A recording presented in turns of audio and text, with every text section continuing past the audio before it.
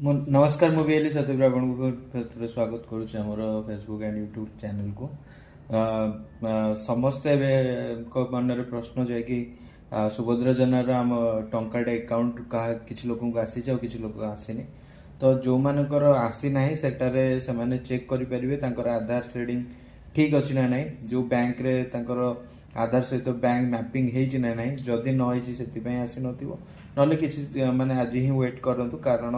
APS day to day update चलती जो payment जदि आपको मिल जदि न मिलूँ आपण आम जनसेवा केन्द्र कोरे ब्लॉक अंडर जहाँ भी पाखे आमर गाँ अच्छी पंचायत तुलसी जीपी पाखे तो से आसी